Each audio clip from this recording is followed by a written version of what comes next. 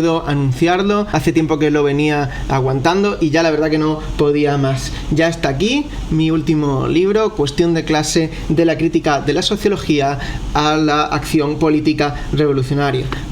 Un libro que me ha venido ocupando durante los últimos años, un libro que no es solo mío, tengo que dar las gracias a todas las personas que me han acompañado en este proceso, que no es ni más ni menos que aquel que empezó con la redacción de mi tesis doctoral. Han sido muchas las personas que me han apoyado en todo esto, no podría ni mencionarlas a todas.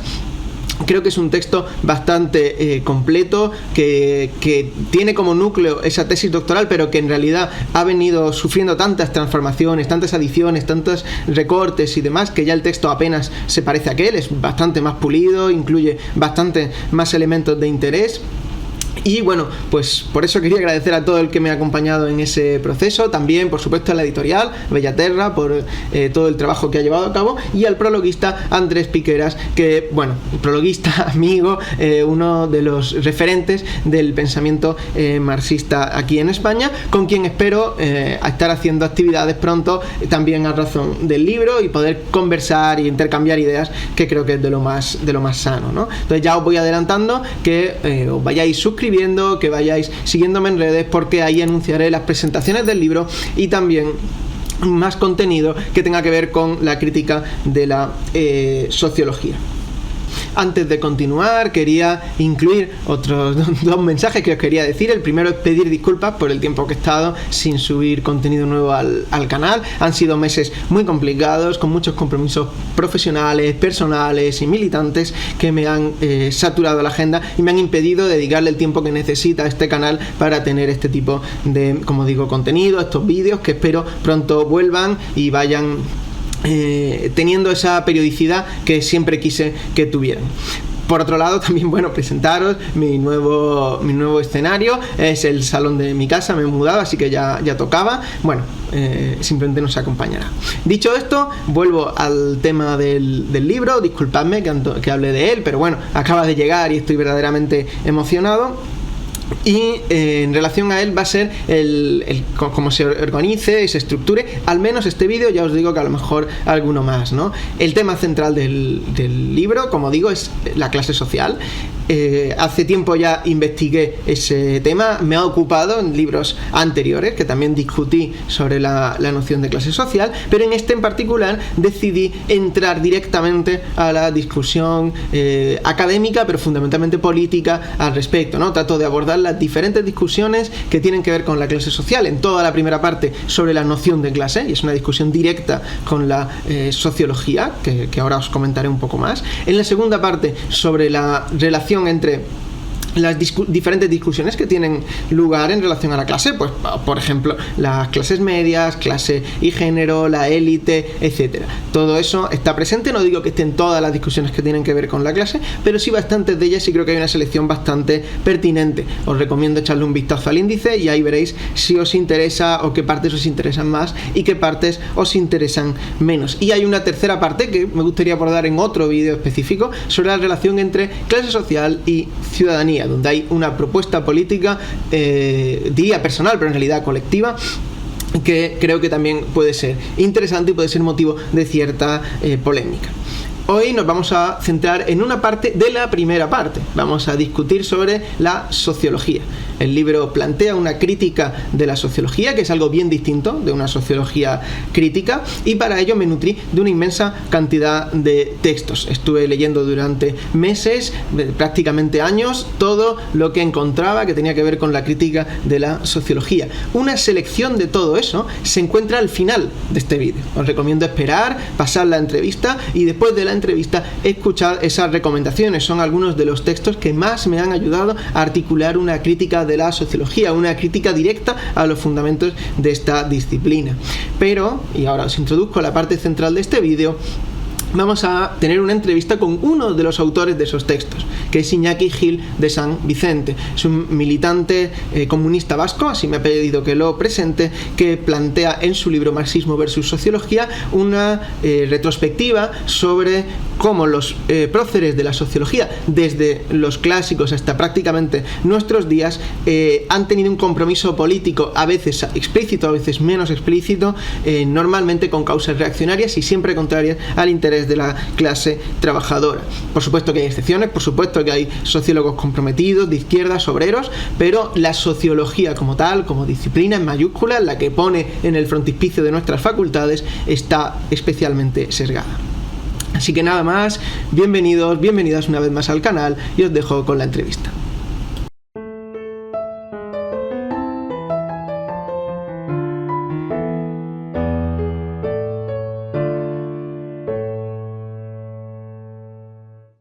Antes de nada, bienvenido Iñaki al canal. Gracias a ti, por eso estoy aquí en esta invitación para este debate. Me gustaría que más que un debate fuera una conversación, porque creo que en general, y por lo que te he leído, vamos a estar bastante de acuerdo en casi todo, en de las cuestiones que hoy vamos a tratar.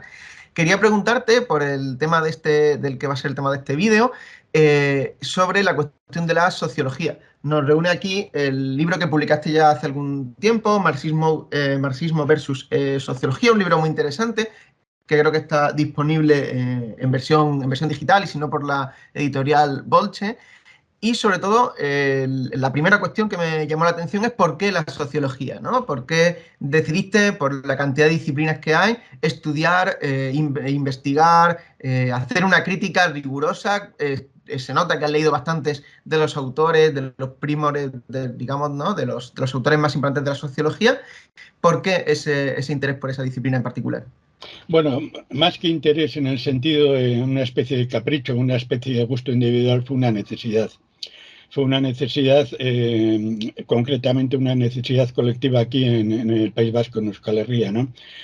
Prácticamente esa necesidad había surgido, era una cosa clara antes de la llamada, la supuesta transición.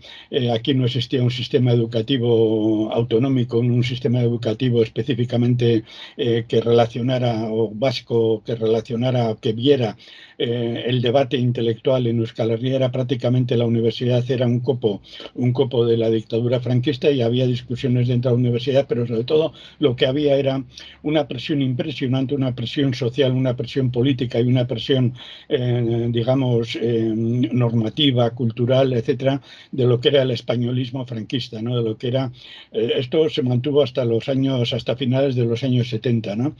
Y el toque fundamental vino cuando, al comienzo del año 1982, se produjo la victoria del Partido Socialista Obrero Español en el gobierno del Estado español, y se aplicó inmediatamente a finales del 82, al poco de estar el gobierno en manos del PSOE, se aplicó lo que era el Plan Zona Especial Norte, ¿no? Que era digamos, una doctrina de contrainsurgencia desarrollada por órganos de contrainsurgencia internacionales, ¿no? Eso fue el famoso Plan CEN, que se empezó a aplicar masivamente y que luego ha tenido adecuaciones y adaptaciones y cambios prácticamente hasta el presente, ¿no? Por ejemplo, la ley Mordaza es uno de los últimos, ¿no?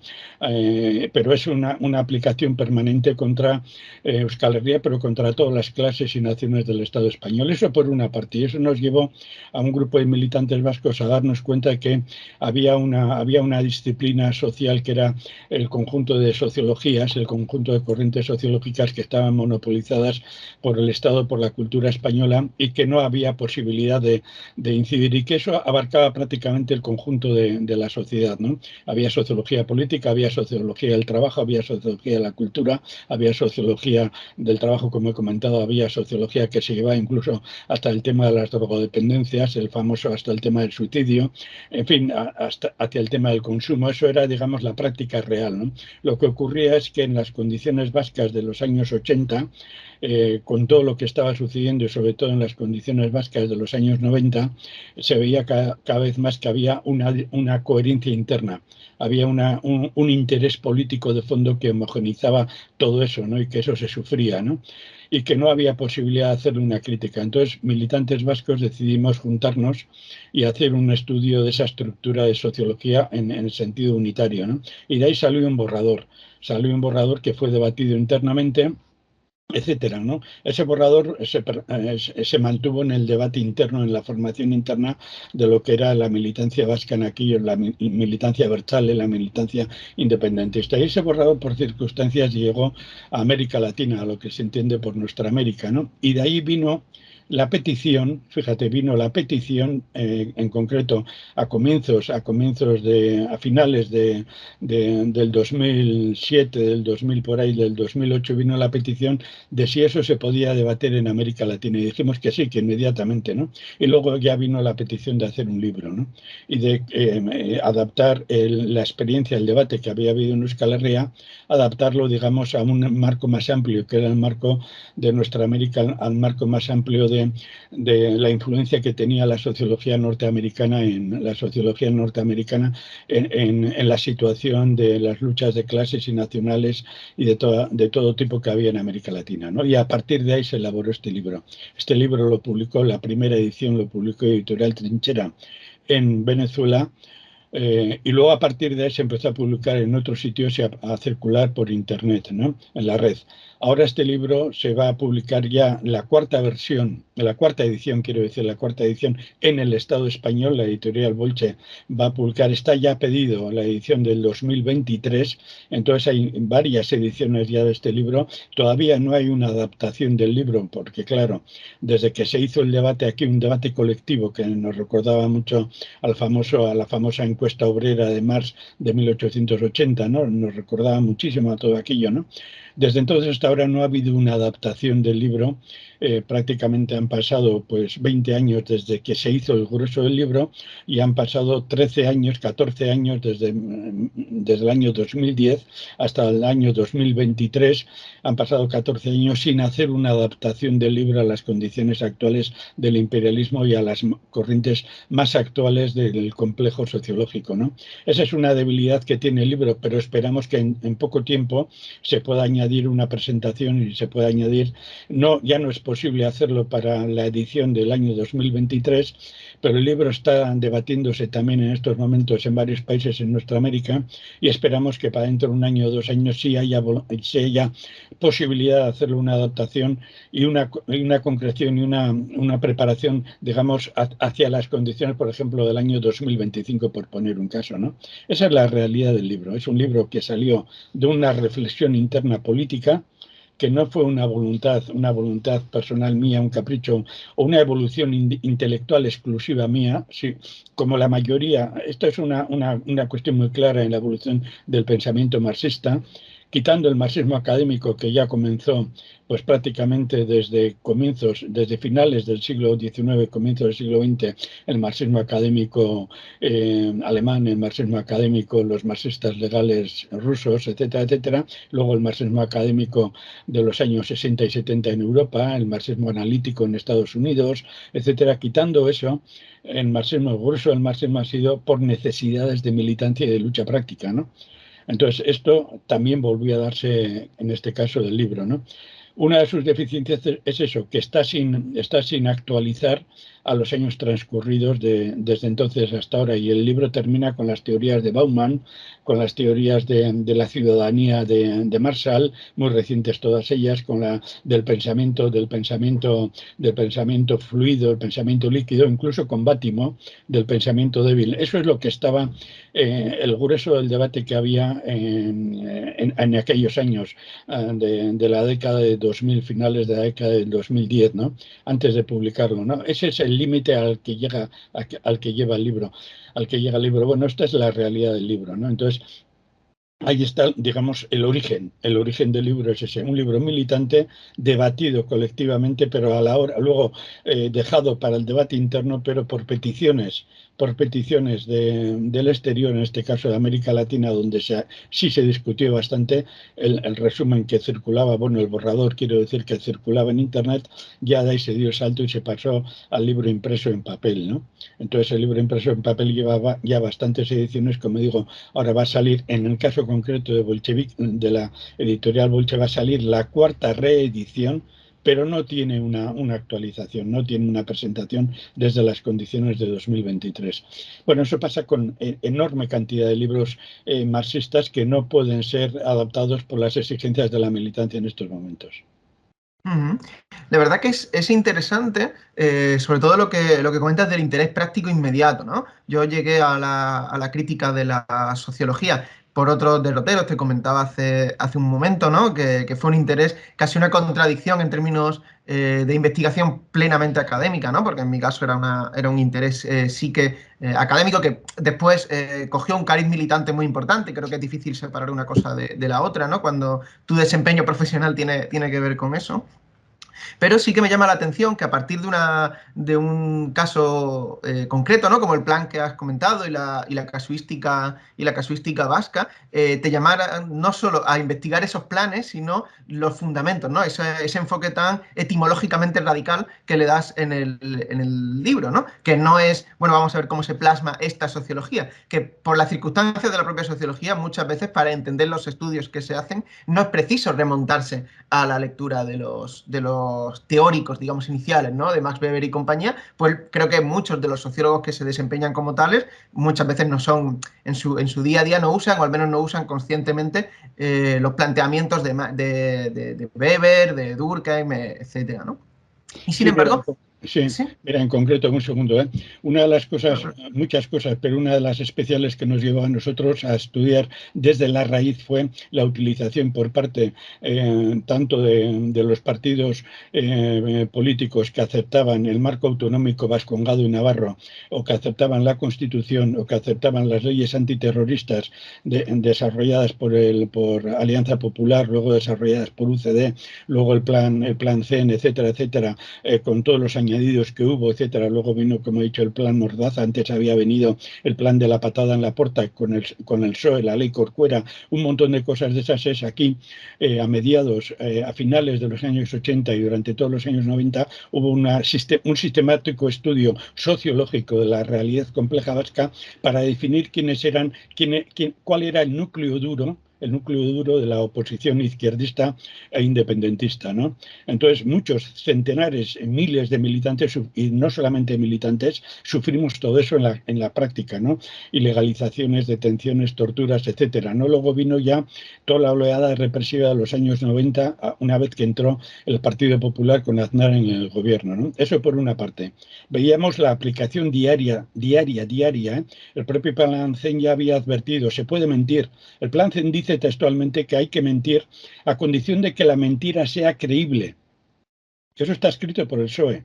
El propio Plan CEN dice que hay que incidir en la lucha sociológica para romper el sentido de comunidad. Eso está escrito por el PSOE en el año 82. Y todo eso se ha ido aplicando no solamente contra el pueblo vasco. Sabemos, y yo conozco un poquito la experiencia de Andalucía, contra Andalucía mismo. Romper el profundo contenido de identidad andaluza que está ahí, que se quiere negar o no se quiere negar, pero está ahí, etcétera, etcétera. Y lo hemos visto recientemente contra Cataluña, eso por un lado, ¿no? Y por eso es que este libro impactó desde el principio en ese sentido, este pensamiento colectivo reflejado en este libro con una firma personal, ¿no? Pero otra cosa que también nos venía, y concluyo con esto, nos venía determinada, porque uno de los padres de la sociología, Durkheim, había sido un elemento central en el desarrollo de la sociología francesa y de la unificación nacional burguesa francesa imperialista, trabajando directamente en el caso concreto vasco, contra la parte vasca que está en el Estado francés. Cuando Durkheim estuvo trabajando en Burdeos, una de las obsesiones de Durkheim era demostrar que existía una nación francesa.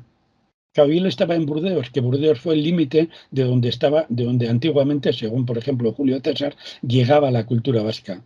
Y una de sus grandes obsesiones fue esa, ¿no? O sea, nosotros mismos hemos sufrido eso y hemos sufrido también a los propios teóricos de la sociología. Mira, por poner un caso concreto, ¿no?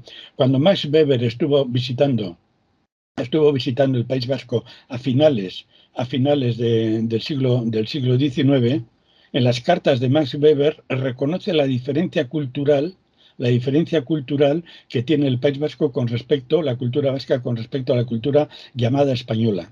y analizan una serie de cartas, pero esas cartas fueron publicadas muy tardíamente por la revista española de Reis famoso, revista española de investigaciones sociológicas. Fue traducido muy, muy tardíamente, porque se intentaba ocultar que un autor imperialista alemán como era Weber reconoció en un viaje al País Vasco de 1899, creo que era, la diferencia cultural profunda entre el pueblo vasco y la llamada cultura española, ¿no? Todo eso lo vivíamos nosotros.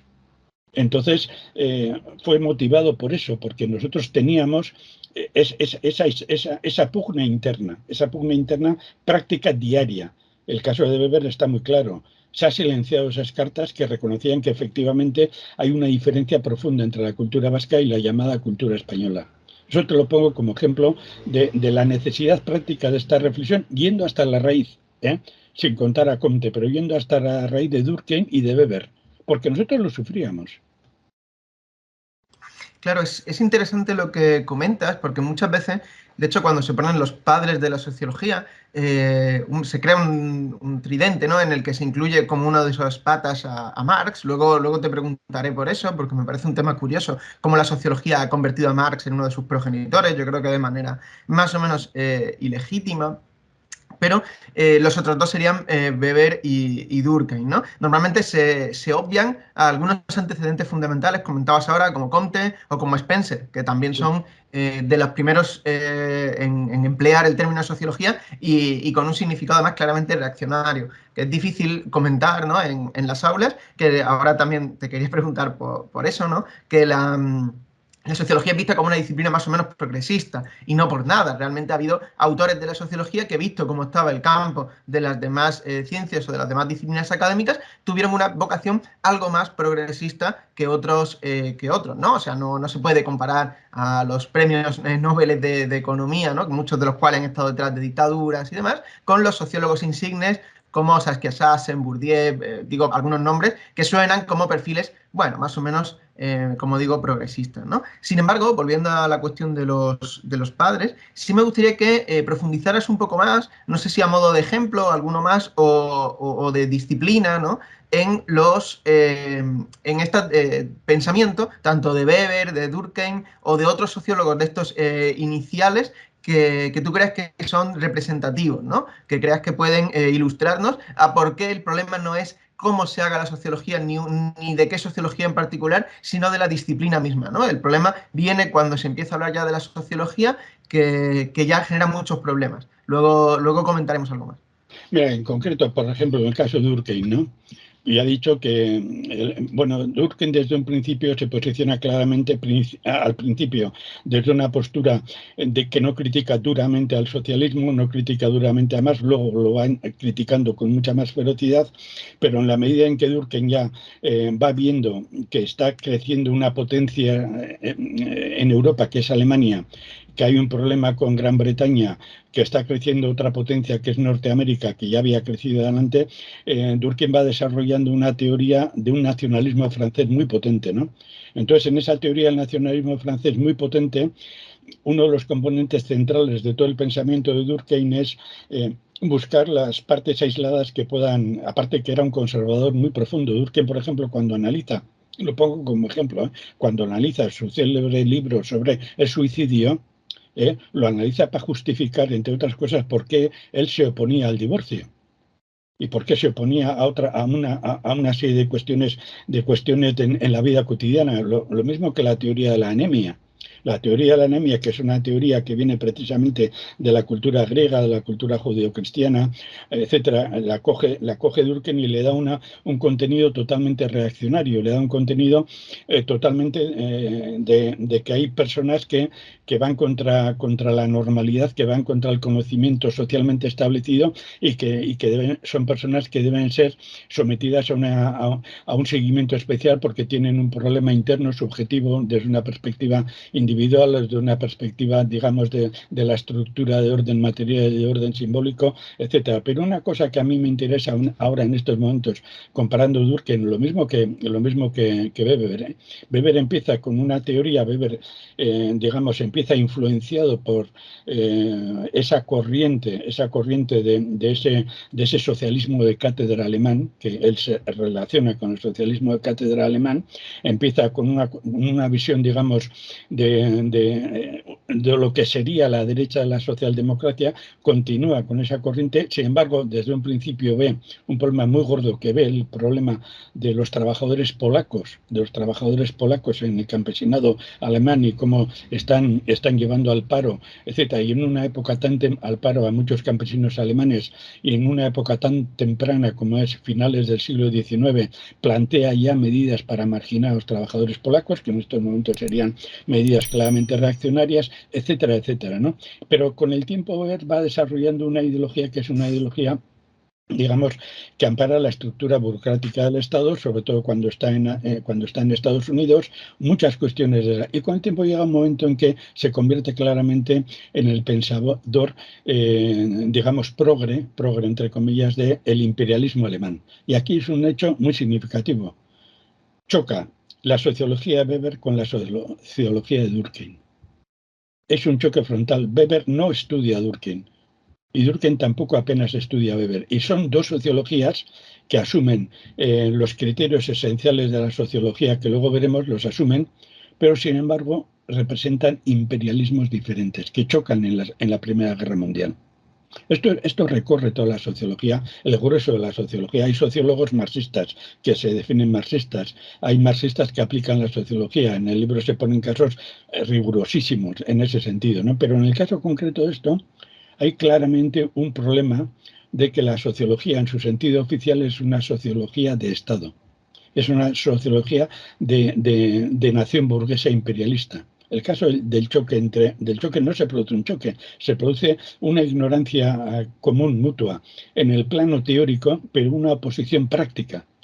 Cuando Weber, por ejemplo, le mandan a Bélgica en la Primera Guerra Mundial a explotar al trabajador belga que habla en francés, Weber prepara el saqueo de Bélgica para que continúe el esfuerzo de guerra alemán, y somete al campesinado belga, lo somete racionalmente, la racionalidad burguesa lo somete a una explotación salvaje, lo mismo que había sometido a una explotación salvaje al proletariado polaco, y lo mismo que había negociado con los austríacos las condiciones del pago del esfuerzo de guerra.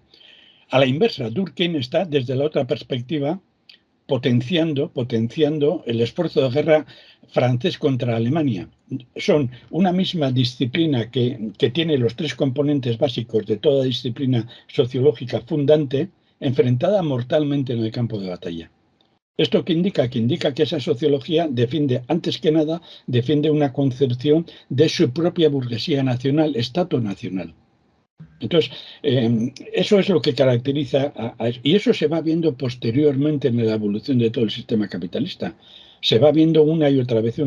Incluso ahora se está viendo, por ejemplo, en el caso de los problemas entre la sociología europea con respecto a la guerra en Ucrania, por poner un caso, ¿no? O el comportamiento de un montón de corrientes en este sentido. Luego se verá exactamente igual con el neoliberalismo, etcétera, etcétera, ¿no? Esta es una identidad profunda de la sociología. La sociología estalla en corrientes cuando sus burguesías se enfrentan económica o militarmente o políticamente o todo a la vez.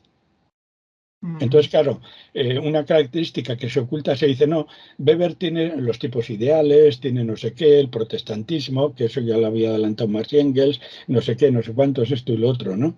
Tiene una definición clásica del Estado, el Estado como el monopolio de la violencia, que no es suya, que él se la roba a Trotsky, etcétera, etcétera, o Durkheim exactamente igual, ¿no? Lo que se obvia, lo que se silencia, es que Weber llegó a decir que Rosa Luxemburgo tenía que estar en un manicomio, en un zoológico, en un manicomio, y que los socialistas revolucionarios tenían que estar en un zoológico. Weber llega a plantear la teoría cesarista al final de su vida. e interviene directamente para potenciar en la República de Weimar que sea una república antisocialista contra el socialismo revolucionario, a favor del ala más conservadora de la socialdemocracia. Toda esta realidad práctica de la sociología de Weber se oculta y se habla en general los tipos ideales, los no sé qué, el protestantismo, esto, lo otro, pero su práctica concreta, lo mismo que la de Durkheim, no se analiza. No se analiza. Y esa es realmente la gran fuerza, sin tocar, por ejemplo, todos los estudios de Durkheim de Weber, sobre la importancia de la burocracia, no solamente en el Estado, que también, sino en la mentalidad burocrática necesaria en el capitalismo, en las empresas, o la teoría de Durkheim, por ejemplo, sobre el sistema pedagógico. La insistencia de Durkheim en el sistema pedagógico, que viene precisamente de la debilidad nacional del Estado francés en aquella época, sobre todo después de la derrota en la Primera Guerra Mundial, ¿no? Ese problema no lo tiene Weber, porque ya Alemania es una nación constituida desde finales del siglo XIX, mucho más coherente que la nación burguesa francesa, ¿no? Bien, todo esto apenas en los estudios sobre sobre Weber y sobre Durkheim no se toca en absoluto nada de esto. Esto se obvia. Se obvian los textos políticos de Weber, no se citan. Es interesante, de hecho es muy, muy interesante lo que comentas.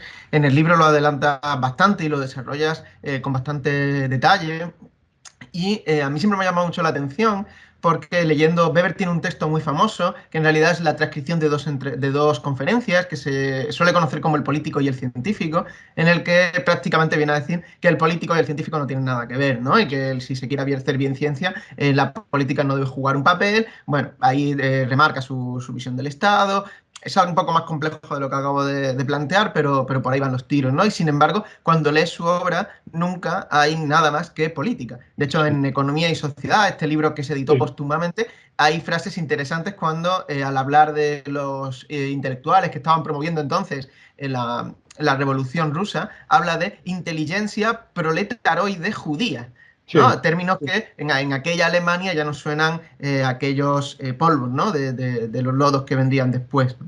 Pero para avanzar un poco más también, quería plantearte qué de todo eso constituyó lo que sería el núcleo que de alguna manera hasta hoy nos acompaña de la sociología. Pues esto de los tipos ideales que también mencionabas, pudiera parecer algo banal, algo poco importante, pero en realidad está marcando un tipo de metodología que bueno, en otro momento comentaré también, que viene muy, muy marcado por la influencia que sobre él tuvo la Escuela Austríaca de Economía, que Sí. parece mentira, pero Weber estuvo muy, muy, muy influenciado y leyendo su obra es muy evidente, porque no lo oculta en absoluto, habla directamente de sus influencias, habla de von Baber, de Mises en alguna medida, ¿no? Ya están marcando lo que sería el canon metodológico de su sociología. La metodología de Durkheim, como bien decías antes, va por otros derroteros mucho más positivistas, ¿no? Mucho más kantianos, yo creo, también la influencia francesa, pero los de Weber van por ahí, ¿no? Entonces quería preguntarte por esa continuidad, porque podrías decirse, bueno, en sus inicios vale que Durkheim o Weber o Spencer o quien fuera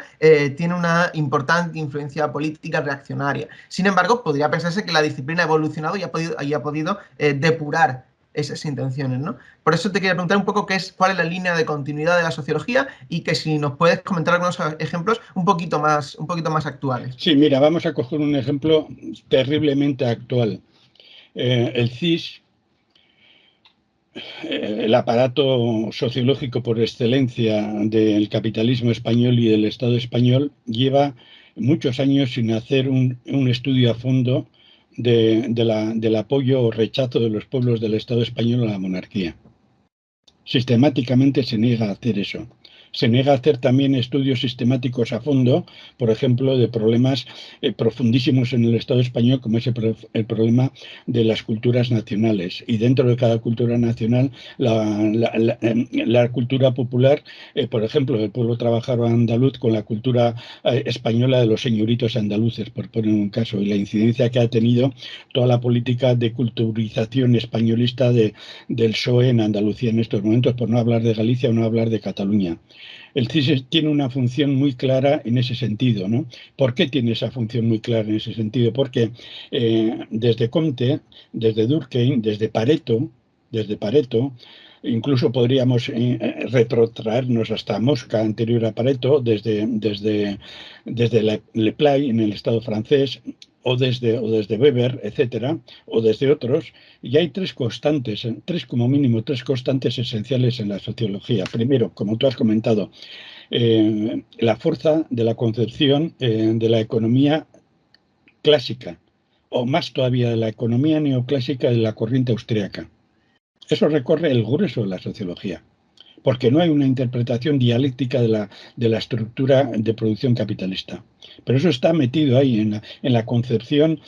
¿Por qué? Porque es un análisis que se mueve exclusivamente en el plano del individuo, la teoría neoclásica del individuo, del valor preferencial de la mercancía, de la subjetividad del comprador a la hora de dar un valor a la mercancía que él quiere comprar, y porque tampoco hay una teoría de la explotación ni la teoría del valor ni nada de eso, ¿no? Eso es una característica. O sea, no existe la teoría de la explotación en la sociología, ni siquiera en Durkheim, etcétera. Puede aparecer puntualmente en algún sociólogo que tiene, o en sociólogos que son claramente marxistas, así hay esto, ¿no? Incluso en Bourdieu eso está bastante licuado. Bourdieu desarrolla la teoría del capital social, el capital cultural, el capital personal, etcétera, sacando de quicio la teoría del capital como relación social de explotación, etcétera, etcétera, ¿no? Bien, esta es la primera identidad. La segunda identidad es la teoría del Estado. Ahora diríamos que está latente, el Estado es la forma político-militar del capital. Esto está ausente en la sociología. La tercera es precisamente la visión dialéctica. La visión dialéctica holista, dirían los griegos, la visión dialéctica de la interacción de todos los problemas, de toda la realidad estructurada en base a contradicciones antagónicas. Previamente a la contradicción antagónica está la oposición y previamente está la diferencia, ¿no? Esas tres constantes recorren más o menos todas las corrientes.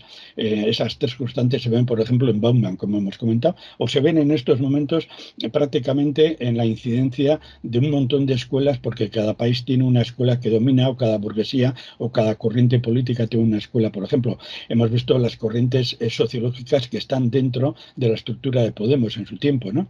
O dentro de la estructura de su tiempo, cuando se publicó aquel libro sobre el capital de Fernández Liria y del otro, no me acuerdo ahora, Luis Alegre. ¿Cómo? Luis Alegre, ¿no? Sí, Luis Racionero, exactamente. Ahí está el neocantismo metido a fondo en esa concepción del capital, de la lectura del capital. Y tuvieron un peso tremendo en el surgimiento de Podemos y en la evolución de Podemos, ¿no? O toda la política de la CLO, toda la teoría de los significantes vacíos, que algunos llamamos en plan coña, perdón por la expresión, insignificantes vacíos, ¿no? O sea, tú eso, a la primera que haces un análisis sistemático de eso, encuentras esas constantes. Bien, esas constantes están en la sociología española en estos momentos. El hecho de que se niegue que los pueblos oprimidos y las clases trabajadoras en el Estado español no tengan posibilidad de hacer o de recibir información mínimamente fiable, cuantitativa, con todos los problemas que eso lleva de análisis de lo cuantitativo, la manipulación de las encuestas, en qué momento se hace, a qué sujeto se hace, a qué regiones se hace, a qué barrios obreros o populares o ricos se hace, todo eso lo sabemos de sobra. Bien, pero que aun y todo así no haya por parte del CIS, ni por parte de los aparatos centrales del Estado, ni haya por parte de los grandes partidos, ni de los pequeños partidos, un trabajo fundamental de un estudio sociológico fundamental de la opinión de las naciones en las clases trabajadoras en el Estado español sobre cuestiones centrales, eso indica el aparato, la función política. La función política. Ahora no hay ningún análisis profundo de cómo se acepta o no se acepta la Constitución del 78. No hay. De vez en cuando salen estudios diciendo el más aceptado es el actual rey, el rey emérito no, el ejército tiene una serie de apoyos, pero se nos quita un montón de información. Eso es una realidad diaria, sufrible día a día, con unas repercusiones. Por ejemplo, el apoyo del Estado español, el apoyo de los pueblos y de las clases en el trabajo en el Estado español a la Iglesia. Sí, hay un aumento laico, hay un aumento no sé qué, pero se nos roba un montón de información que seguro que ellos tienen, pero no se publica. No se publica. Por ejemplo, el hundimiento del Opus Dei. en estos momentos, el choque entre el Opus Dei y el Vaticano, o el ascenso de grupos cristianos ultraconservadores. En estos momentos, aquí mismo en Euskal Herria, en Donostia, donde estoy hablando yo ahora, hace poco han estado desfilando por la calle grupos cristianos ultraconservadores venidos desde América con miembros mexicanos de la burguesía mexicana, paseándose por Donostia con banderas. Todo eso está siendo escaqueado sistemáticamente. Por poner algunos datos, ¿no? Simplemente de eso. Esa es la función de las... O no nos metemos, por ejemplo, en el tema de la sociología del trabajo, donde hay estudios brillantes, pero no están sistematizados desde un punto de vista como lo sistematizó Marx en la famosa encuesta obrera, o lo sistematizó Engels en un trabajo de sociología marxista impresionante que fue la situación de la clase obrera en Inglaterra, nada menos de 1845. Y la encuesta obrera es de 1880. La burguesía se niega sistemáticamente a hacer esos estudios.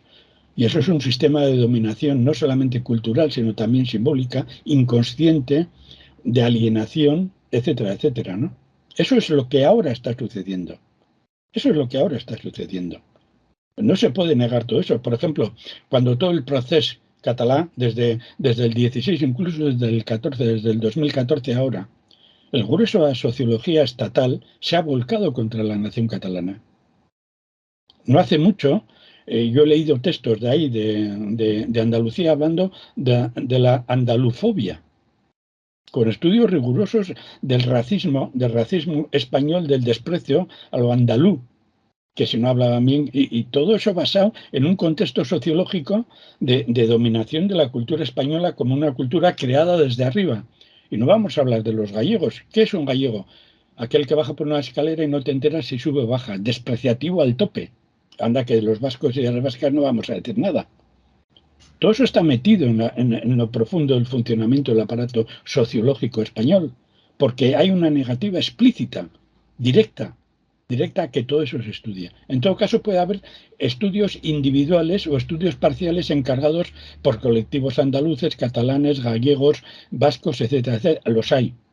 Pero como clase dominante y como cultura dominante la española, tiene un veto profundo a que eso se analice. Uh-huh.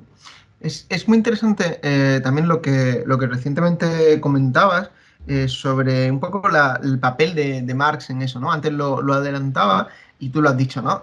Marx y Engels hicieron enormes aportaciones, especialmente Engels, por ejemplo, que si existiera, o sea, si pudiera calificársele de sociólogo, que yo tengo mis muy serias dudas, ¿no? Primero porque él nunca lo fue, y por ejemplo, Marx, que sí conoció a Comte, sí conoció y había leído a Comte, en una de las notas en el Capital comenta que, bueno, lo que dice Comte no tiene ningún interés al lado del pensamiento de Hegel, ¿no? Sí, Lo que ya de por sí es muy, muy significativo. Creo que en el libro además lo mencionas. Y es interesante cómo la sociología luego ha convertido, paradójicamente, a Marx en uno de sus progenitores. Y todavía hoy, y eso hay que reconocerlo, en las facultades de sociología se estudia a Marx. Otra cosa es cómo se estudia Marx, ¿no? Pero aparece su nombre, que por ejemplo las facultades de economía y no digamos ya las de derecho, es un autor totalmente proscrito, ¿no? Y sin embargo en sociología, bueno, pues mantiene ese papel, ¿no? Un Marx muy edulcorado, muy transformado, normalmente leído de manera más o menos simplona, pero está presente, lo que por supuesto algunos profesores nos da la oportunidad de explicar a Marx, ¿no? Que eso no hay que... No hay que minimizar esa importancia. Lo curioso es cómo la sociología lee a Marx. En mi último libro dedico un epígrafe a eso porque es fascinante, ¿no? Todos los sociólogos buscan en Marx su teoría de las clases sociales. Sí. Y es fascinante ver cómo se tiran de los pelos porque todo el tiempo el leitmotiv de sus planteamientos es no hay una definición de clase social en Marx, porque ellos buscan una definición en el sentido formal de la palabra, ¿no? Sí. Clase social, 2 puntos, y una serie de características enumeradas. Eso que a los sociólogos, sobre todo a los funcionalistas, ¿no? Les encanta. Todo lo que sea manualesco les flipa, y propio Weber escribe un poco de esa manera, ¿no? Por eso es bastante insufrible leer a Weber, porque escribe todo lleno de definiciones, premisas, todo muy formalista, ¿no? Y sin embargo se tiran de los pelos hasta el punto de que Dahrendorf escribió un libro sobre la teoría de las clases sociales y dedica un epígrafe entero a escribir el capítulo sobre las clases sociales no escrito en Marx. O Sí, sea, se sí. dedica a escribir algo que Mario Tronti, de aquí Sí. mandar saludos a la familia, porque falleció recientemente, en uno de sus libros dice que eso es una práctica que no merece menos que la violencia física.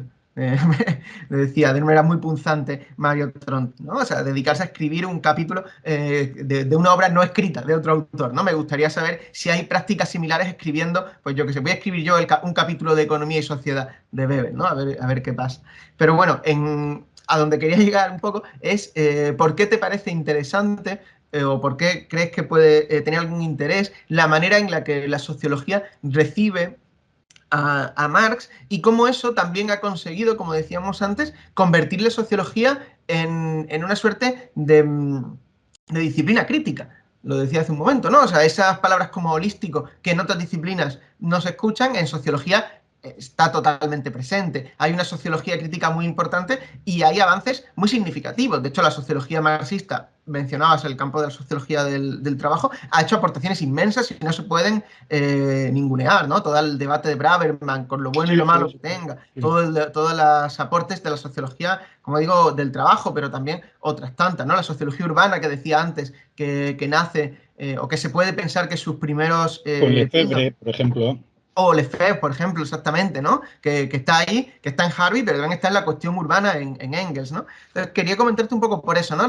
Esa otra cara de la sociología, esa cara de la sociología un poco más, insisto, progresista, no sé si es la palabra, que aporta realmente bastante y que nos podría dar una visión un poco más poligonal de la sociología, ¿no? Ver también qué elementos hay aprovechables en todo eso. Bueno, hay una cuestión muy clara, que es que un mundo contradictorio como es el mundo capitalista, la fuerza tiene que tener un pensamiento contradictorio. Eso es a la fuerza, ¿no?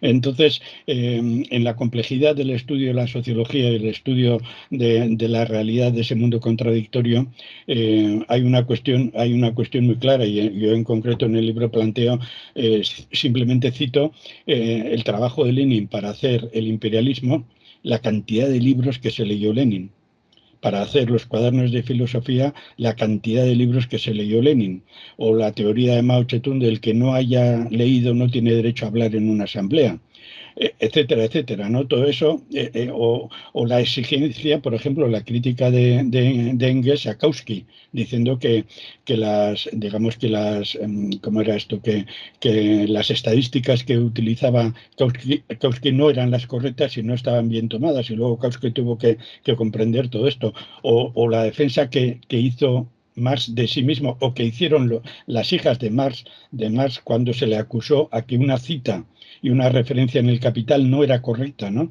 Hicieron toda una investigación tremenda para demostrar que sí, eso sí era correcto y que Marx ahí no se había equivocado, etcétera, etcétera. O los esfuerzos y las horas que se pasó Marx estudiando en la Biblioteca de Londres todos los estudios burgueses, los más reaccionarios, o como el propio Engels se metió a fondo en la realidad de la clase trabajadora cotidiana, visitando las fábricas, adelantándose con mucho a toda la teoría de los éticos, los EMIC, todo esto de la antropología, etcétera, etcétera, ¿no? O sea, dentro del marxismo hay una exigencia de rigor incuestionable. Y dentro de una corriente marxista que comprende y que sabe que esa definición de sociología como el conocimiento de la realidad social, en esa definición de sociología, hay marxistas que se definen sociólogos. Y hay sociólogos que aplican, definiéndose marxistas, aplican ese rigor.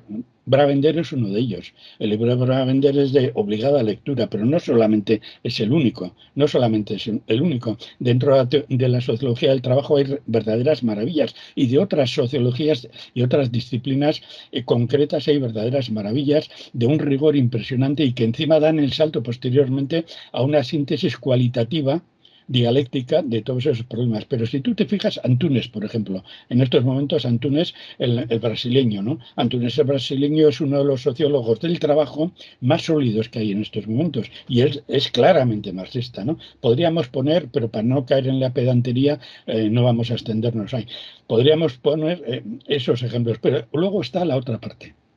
La otra parte, también hay toda una estructura sociológica que retoma los tres puntos que te he explicado yo antes, que sin embargo tiene una deficiencia estructural. tiene una deficiencia estructural, ¿cuál es? Que no son capaces de ver esa contradicción. Y mientras más Engels y otros autores que hemos visto son capaces de llegar a esa capacidad, a esa... Mira, por ejemplo, Rosa Luxemburgo. Nadie habla del contenido sociológico de Rosa Luxemburgo, pero está ahí latente en sus estudios tremendos la acumulación del capital. Hasta tal punto que cuando fue a publicar la acumulación del capital, la propia socialdemocracia alemana intentó retrasar el libro, porque esa socialdemocracia alemana ya estaba penetrada por el pensamiento sociológico de la burguesía alemana, etcétera, etcétera. Pero es impresionante, sobre todo el final, cómo Rosa Luxemburgo se adelanta y plantea toda la militarización del capitalismo. Nadie, excepto en el análisis imperialista marxista, nadie en su época fue capaz de hacer eso. Todo porque por esa tremenda capacidad de llegar a lo concreto y hacer la síntesis de lo concreto a lo teórico, ¿no? Cosa que la sociología llamada burguesa es incapaz de hacer, ¿no? Bien, en esa perspectiva, y para concluir con esto, en esa perspectiva es precisamente el momento crítico en el cual los sociólogos que se mueven en el ámbito del neocantismo, que se mueven en el ámbito de la economía, de la economía neoclásica o la economía neoliberal, etcétera, etcétera, en estos momentos chocan con un problema, y es el siguiente problema. Mira, expuesto claramente, es el siguiente problema. Cuando nosotros llegamos a un momento crítico, imagínate que en el Estado español se decidiera, por un grupo de sociólogos, se decidiera lo que planteaba antes, hacer un estudio sociológico crítico de la estructura de dominación simbólica, por poner todas las corrientes de sociología simbólica, todo lo que hemos estado hablando y lo que está expuesto en varios libros. Se decidiera hacer eso, llegarían a una pregunta inmediata. ¿Qué hacemos con esto? ¿Esto sirve para la emancipación de los pueblos, para la emancipación de las clases y para la crítica del poder? O sea, para la crítica de la monarquía, para la crítica de la Constitución, para la crítica a lo que llaman el régimen del 78 y, por tanto, para la crítica de todas aquellas fuerzas que lo apoyan directa o indirectamente, ¿o no sirve? Y si sirve, ¿qué hay que hacer? ¿Qué hay que hacer? ¿Qué es lo que se plantea en la encuesta obrera de Marx de 1880, ¿no? La encuesta de Marx de 1880 está elaborada un momento antes que Marx respondiera a un socialista holandés. Este socialista holandés le preguntó, ¿qué condiciones tiene que tener un partido socialista para llegar al gobierno? ¿Cuándo puede llegar al gobierno electoralmente? La respuesta de Marx fue aplastante. Lo primero que tiene que hacer un gobierno, un partido socialista con apoyo de masas que se plantee llegar al gobierno, tiene que ser asustar. Según algunas traducciones dice asustar, según otras traducciones dice quebrantar la voluntad, según las traducciones del alemán, ¿no? Quebrantar esa voluntad. Eso es inseparable de la llamada sociología marxista. Marx dice, no, un gobierno cuando llega al poder tiene que asustar a la burguesía para que la burguesía no prepare una contrarrevolución. Tiene que quebrantar la voluntad de la burguesía para que la burguesía no prepare una contrarrevolución. Esto está dicho en 1881 y está basado en una serie de estudios sistemáticos de la sociología marxista, como mínimo desde el manifiesto, desde antes del manifiesto, pero como mínimo el manifiesto cuando ya dice que el gobierno que tiene que venir tiene que ser un gobierno despótico. Eso aparece ya en el manifiesto comunista, ¿no? Despótico. Claro, tú planteas esa sociología marxista, por ejemplo, la sociología de Barrow-Wendell cuando analiza la irrupción de toda la tecnología, de los ordenadores, etcétera, etcétera, en la explotación asalariada, o la sociología de Antunes y de otros más en el trabajo, ¿no? ¿Cómo se tiene que enfrentar el proletariado a todo eso? Habiendo leído los textos, sobre todo el primer volumen del Capital, sobre la función de la tecnología en la explotación, en la producción de puro valor y en el debilitamiento de la lucha obrera. Ahí surge un problema de poder. Entonces la sociología llega a eso, a ese límite. Analiza los textos de Marx escritos sobre la lucha sindical cuando él daba forma al Capital. La sociología marxista va directamente contra el poder. Eso es posible ahora, no solo en el Estado español, es posible ahora que surja una corriente sociológica que desde la estructura del Estado, por ejemplo, por poner un caso, el gobierno que se va a constituir dentro de poco, si es el gobierno del PSOE, que tiene toda la pinta de hacerlo, ¿tú crees que el gobierno del PSOE, con los apoyos, va a crear una oficina de estudios sociológicos que diga el CIS va a demostrar que no hay apoyo a la monarquía?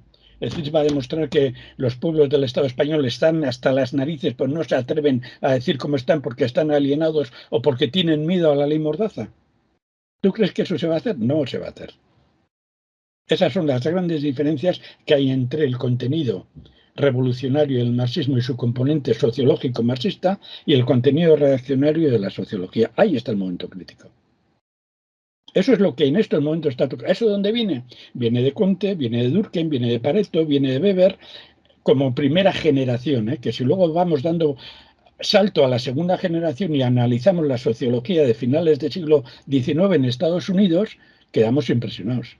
La sociología de Detroit, etcétera. O luego si damos a toda la sociología funcionalista, estructural funcionalista, etcétera, etcétera, bueno, ya el panorama es demoledor. Bueno, la verdad que te agradezco este comentario final. La verdad, o sea, te iba a preguntar una última cuestión de que si puedes hacer un balance, un repaso final sobre esa dialéctica o esa confrontación entre sociología y marxismo, pero la verdad que me doy muy por satisfecho y estamos llegando un poco al tiempo que habíamos hablado inicialmente. Quería de todas maneras, bueno, acabar por agradecerte el haber participado en esta conversación. Yo creo que ha sido muy enriquecedora. Por supuesto, si quieres hacer algún comentario final, alguna cuestión que se te haya quedado en el tintero, te doy la oportunidad y si no, pues nada, darte las gracias y que no se me pase eso, recomendar a todo el mundo la lectura de este marxismo versus sociología, que creo que no dejará a nadie indiferente. Bueno, lo único es, más que un comentario, a mí me ha fascinado este debate. Ha sido muy corto, entonces es más que propuesta, es una provocación que te hago, ¿no? Que tiene dos caras, ¿no?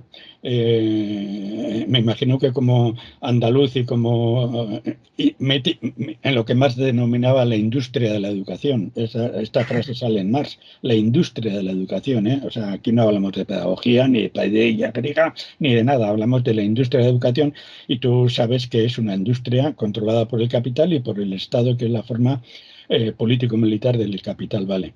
Desde ahí yo creo que, ¿por qué no os atrevéis a crear un grupo de sociólogos militantes que haga un estudio desde, por decirlo ahora, desde la sociología marxista de la realidad andaluza? Yo creo que eso cae desde la propia ética marxista, ¿no? Ojalá lo estéis haciendo. Igual me he metido la pata que no me corresponde, pero aquí nos No, no, corresponde. sí.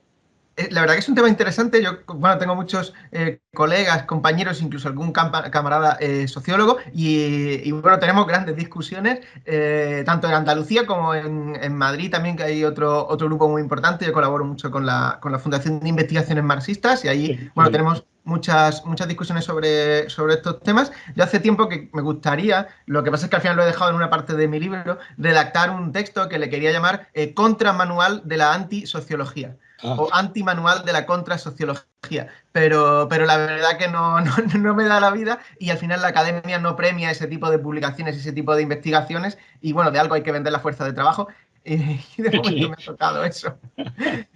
Bueno, y la segunda provocación era que una vez que publiques tu tesis, me la pases para seguir haciendo esta. Te digo que yo no, como has apreciado, yo no tengo pelos en la lengua ni tampoco en la calva, entonces me lanzo directamente a decir lo que pienso. Entonces, en 40 minutos el límite es muy claro, ¿no? Pero yo creo que hay un límite muy claro. Por ejemplo, o sea, ¿cuándo se va a coger en serio y se va a decir, bueno, qué implicaciones tiene para la situación sociopolítica actual en la cuestión nacional en el Estado español? ¿Qué implicaciones tiene la función del aparato sociológico de los partidos políticos que dan el apoyo al gobierno, o bien sea del PSOE o bien sea del PP? Por poner un caso. O sea, ¿por qué se ha estado escamoteando los análisis de Weber sobre el pueblo vasco de finales del siglo XIX?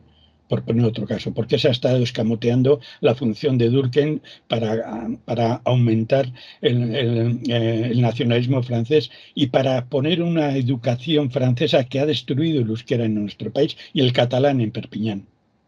O a la inversa, la sociología franquista, ¿qué ha hecho la sociología franquista para llevar a ese sentimiento que yo lo he visto de autodesprecio, lo he visto en componentes del pueblo andaluz, en componentes del pueblo galego, etcétera, etcétera? ¿Cuál es el peso de la sociología española en ese autodesprecio de los... Mira lo que hablaba Frank Fanon. ¿Frank Fanon es sociólogo o no es sociólogo? Te dejo la pregunta para otro debate. Es una buena discusión. Yo, a priori no me lo parece demasiado, pero alguna influencia tenía seguro. Que si cojo el guante totalmente.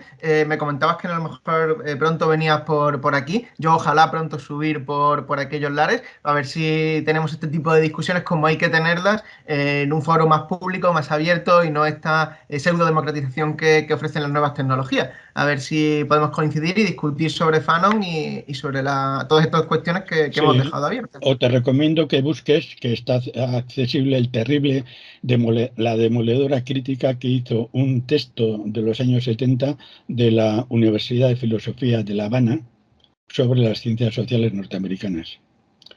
O las críticas al Plan Camelot, eso en América Latina. Aquí sería interesante analizar todo eso, por ejemplo, sobre las críticas al Plan CEN o a la patada en la puerta de Corcuera con el PSOE, o a la ley Mordaza, o todo lo que se está implementando ahora a raíz de toda la crisis del capitalismo actual, de controlar Internet, de controlar las redes sociales, todas las medidas represivas, todo eso. O sea, ¿y qué función tiene ahí una sociología que legitima todo eso, o bien por activa o bien por pasiva? Bueno, te estoy... Como veis, ha habido un pequeño fallo al final de la entrevista que ha hecho que perdamos algunos minutos de vídeo y de audio. La verdad que no sé a qué se debería, ya estábamos pasando el tiempo que teníamos programado, tal vez sea por eso, pero en todo caso espero que os haya gustado mucho la conversación con Iñaki. Yo creo que es tan interesante y tan clarificadora como provocadora. Creo que aporta muchos elementos que, como decía antes, no haya dejado indiferente a nadie. Y bueno, como prometí al comienzo del vídeo, me gustaría hacer algunas recomendaciones de algunos textos que al menos a mí me resultaron muy clarificadoras. Por supuesto, no van a ser todos, no son todos los que he trabajado, ni tampoco los que se vinculan al tema de mi libro, esto es la clase social. Sin embargo, van a ser los que creo que más llamativo pueden resultar para aquellos que os interese la crítica de la sociología, sea porque estéis estudiando sociología o porque es una de las materias que os llaman la atención. Voy a empezar por los más clásicos y me voy a ir acercando a algunos más recientes o de edición más reciente que os pueden resultar atractivos. Voy a comenzar por un texto, para mí uno de los fundamentales de la crítica de la economía política, pero también de esos textos a los que hay que volver una y otra vez. Es un autor que es controvertido, que experimentó muchos cambios en su vida, pero que para mí esa última etapa que tiene es fantástica, y este libro yo creo que es una de sus obras cúspide. Hablo de El asalto a la razón, de George Lukács. Yo lo tengo en una edición bastante antigua, yo sé que es difícil de conseguir, pero bueno, merece muchísimo la pena, y lo remito por una serie de capítulos finales en los que aborda la cuestión de la sociología, particularmente la sociología alemana. Yo sé que es un ámbito más o menos restringido, pero que realmente está muy bien tratado. El pensamiento de Weber, de Karl Meinhem, de Tonis también están muy bien abordados y muy bien criticados. Realmente merece mucho la pena. Y de aquí paso al Instituto de Investigación Social, la llamada Escuela de Frankfurt. Podría recomendar las lecciones de Adorno sobre sociología, que tienen un montón de elementos muy sutiles, pero también muy certeros, muy bien planteados, pero por una cuestión casi de nostalgia voy a recomendar Razón y Revolución, el libro famoso de Marcuse, en el que ya introduce las diferentes facetas de la problemática entre Hegel y Marx, tal vez no de la manera más precisa en lo que se refiere al pensamiento de Hegel, pero sí que marca distancias respecto a otros enfoques, como podría ser el de la sociología. Es un libro realmente interesante, que aporta mucho y que en su día la verdad que lo leí y me encantó. Y vamos a otro clásico de todo esto, que es el libro Karl Marx del autor Karl Korsch.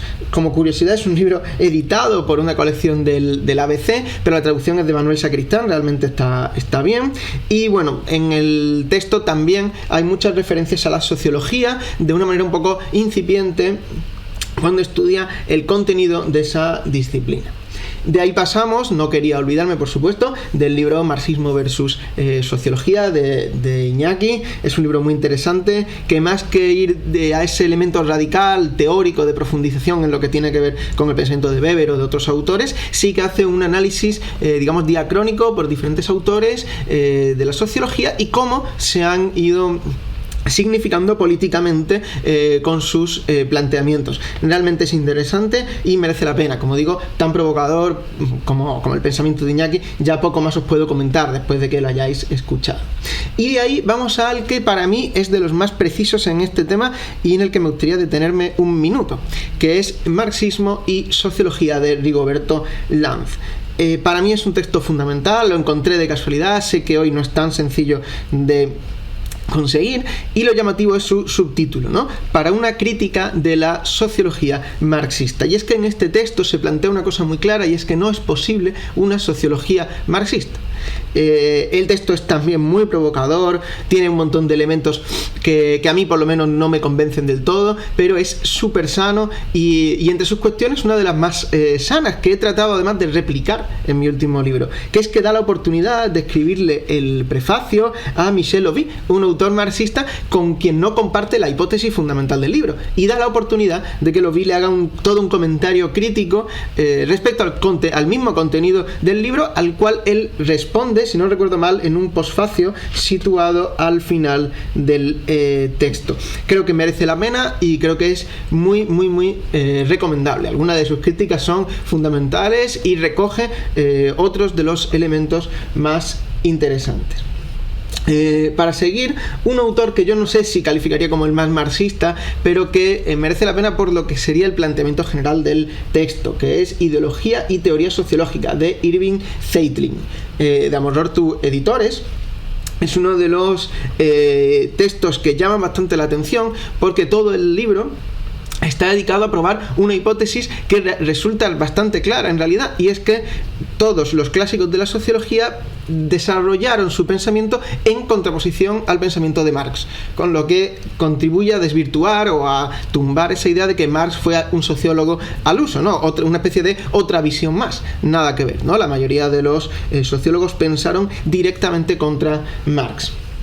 De aquí a dos textos que tienen en común, que yo no he leído en castellano, los estudié en inglés para mi tesis doctoral, pero que han sido recientemente editados en castellano y que espero que la traducción sea tan buena como promete, porque la verdad que son los dos muy interesantes. El primero es este de Simon Clark, Marx, Marginalismo y Sociología Moderna. Lo voy a recomendar especialmente por los capítulos que le dedica a Weber y por el apéndice aquí incluido que le dedica a Poulantzas. En relación a lo de Weber, ya lo mencionábamos en la entrevista, y es que el pensamiento de Max Weber está muy caracterizado por la influencia del marginalismo, de autores como Ben Baber, como Mises, etcétera. Y aquí la verdad que lo desarrolla y lo plantea de manera magistral, ¿no? Tiene esa discusión entre Weber, la escuela histórica, y la escuela marginalista, entre Menger y Weber, y la verdad que merece mucho la pena. Como digo, muy recomendado. Continuando y ya acercándonos al final, quería recomendar de la misma editorial que el anterior este texto de Gillian Rose, Hegel contra la sociología, en inglés Hegel contra Sociology, está en castellano esa palabra. Es un texto denso, duro, pero que expresa esa idea que antes adelantaba con Marcus, y es que la sociología tanto de Weber como de Durkheim está preñada de una raíz neokantiana que es totalmente incompatible con la perspectiva de Hegel y con esa visión dialéctica que Marx hereda. La verdad que lo recomiendo bastante, sobre todo a quienes queráis dar un pasito más. Es un poquito más complejo que otros textos, pero realmente merece bastante la pena.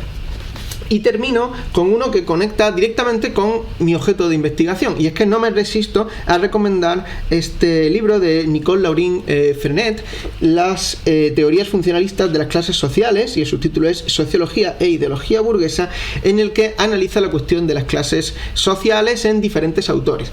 Creo que el título no está bien elegido, no le hace mucha justicia, da la impresión de ser un texto que recoge simplemente las teorías funcionalistas, y no es así. Es su visión de funcionalismo nacionalismo abarca prácticamente todo lo que llamamos sociología, o que Nicole llama la sociología burguesa, y la verdad que merece mucho la pena. Las críticas son muy precisas, está muy bien redactado y recoge prácticamente todo lo que nos podía interesar al respecto. Aquí tenéis algunas recomendaciones, habría bastantes más. Si queréis, dejadme en los comentarios algunas de las demás, yo os comentaré si las he leído, si no, o qué me parecen. Y como digo, es un campo absolutamente enorme, la sociología marxista da para mucho, su crítica no puede ser pasada por alto, y la verdad que merece bastante la pena. Es un campo al que os recomiendo mucho que os acerquéis, hay mucho por hacer ahí.